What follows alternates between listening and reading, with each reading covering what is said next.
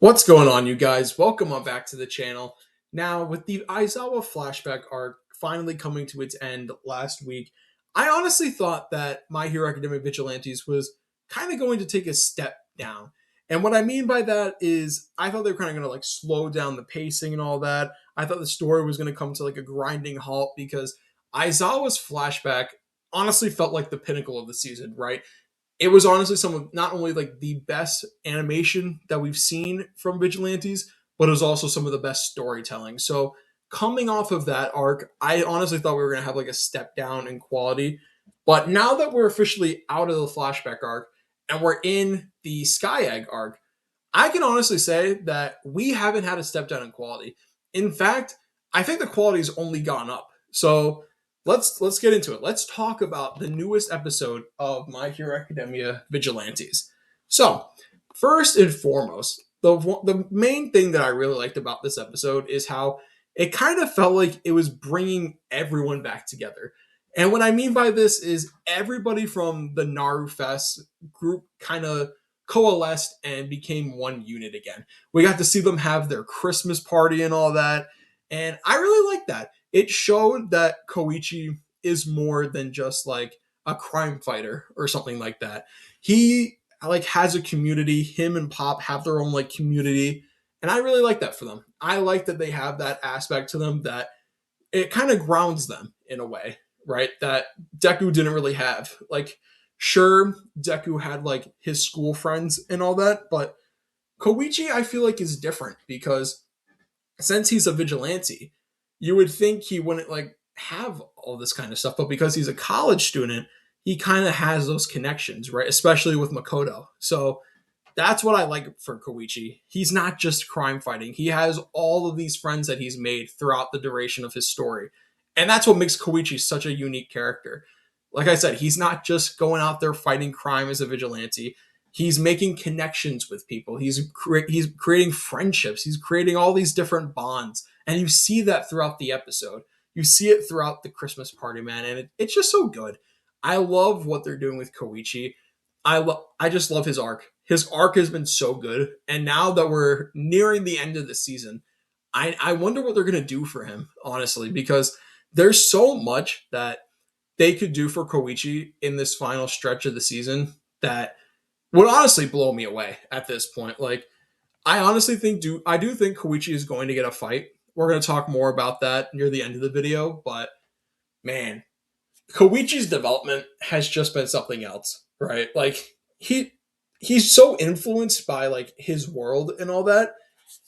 Like I said, man, he's just such a good character. I can't wait to see what else happens next with Koichi going forward in the arc. And dude, what else, man? Oh, dude, everything with Captain Celebrity. Dude, Captain Celebrity has honestly become a really good character.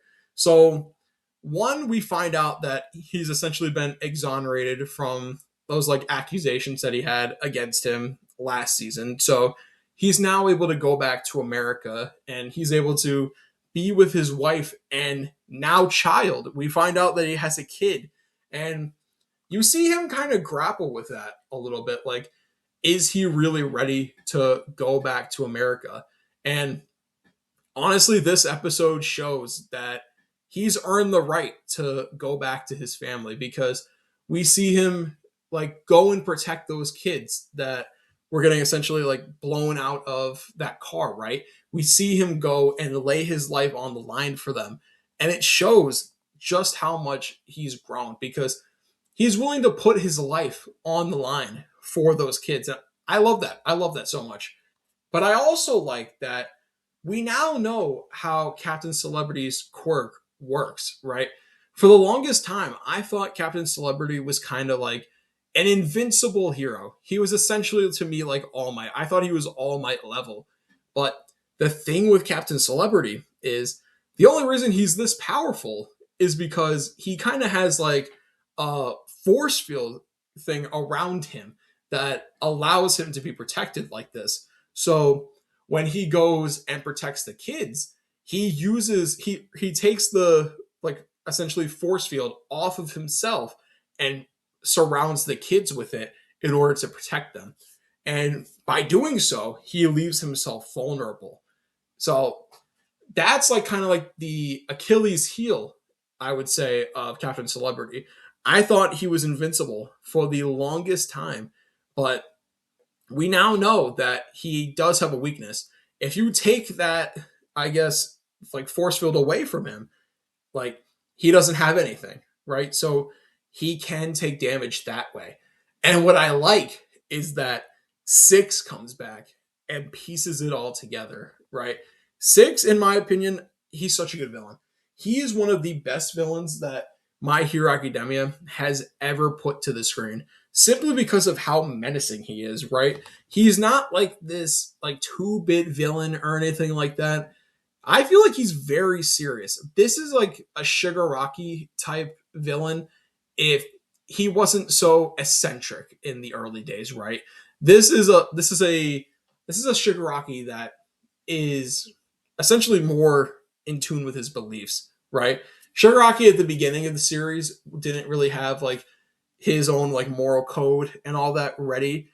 This guy, he's ready, right? Six I feel like is a fully formed villain at this point, but I do feel like he's looking for approval, right? We saw it in some of the older episodes.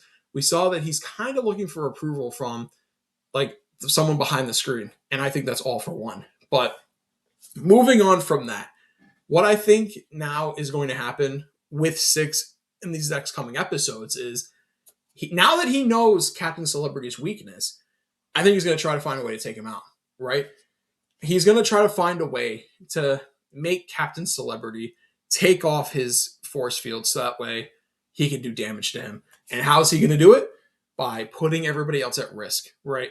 By making it so everybody has the potential to be injured by some of his attacks, right?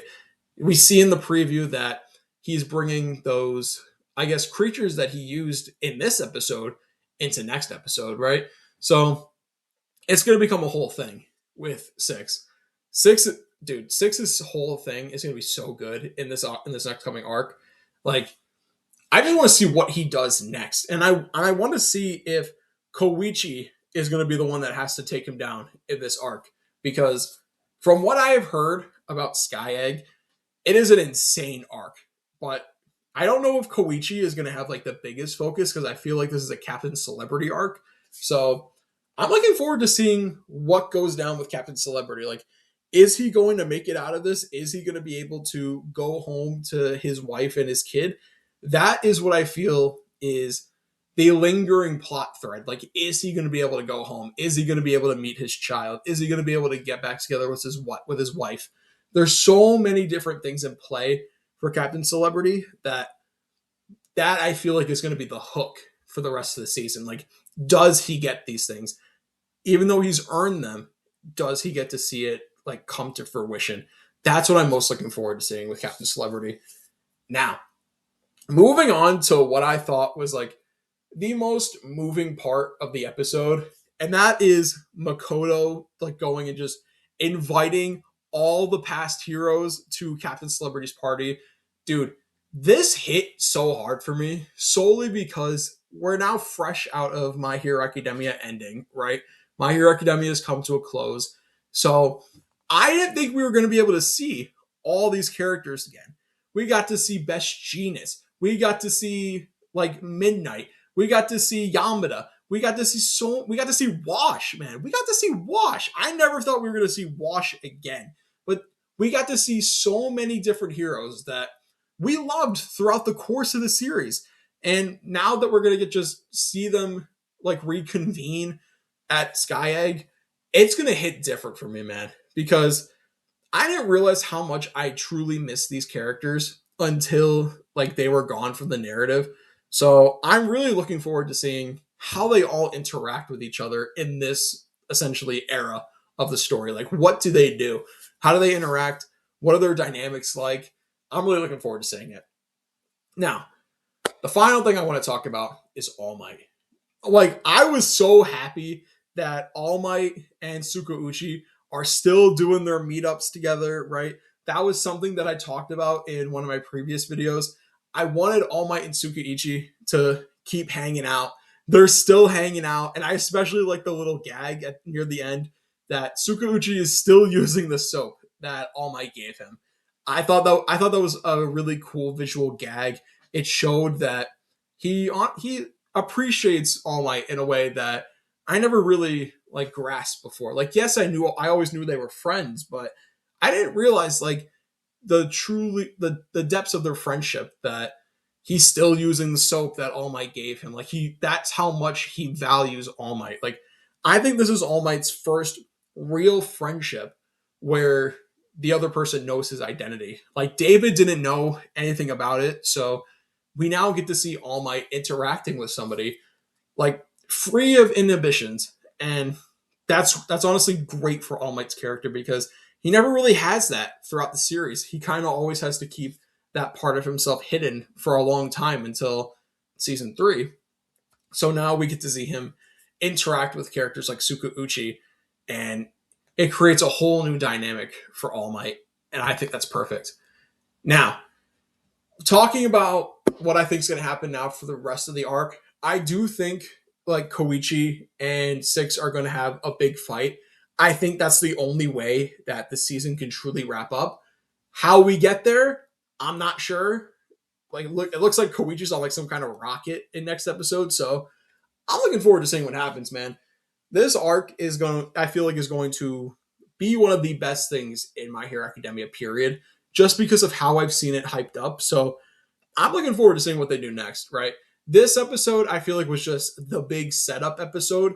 Next episode and beyond, everything's about to pop off. Everything's going to go crazy, and I'm looking forward to seeing what happens next. Oh, and one final thing. I especially liked when Koichi was given all the information to Midnight, and he was kind of like playing coy that, he's the crawler, but everybody else can tell that he's the crawler, but I just thought that was a funny moment. That was kind of one of the rare comedic moments of My Hero Academia where I thought it was perfect. And the dub is even better, by the way. The dub is perfect for that scene. But enough about that. I think that's going to do it for me for this episode. Let me know what you guys thought about this episode down in the comments below. Did you guys like it as much as me, and you think it's the perfect setup episode for what's going to come next for Sky Egg? Or do you guys think completely differently? Let me know what you guys think. Like, comment, subscribe. And as always, I'm going to talk to you guys in the next video. Bye.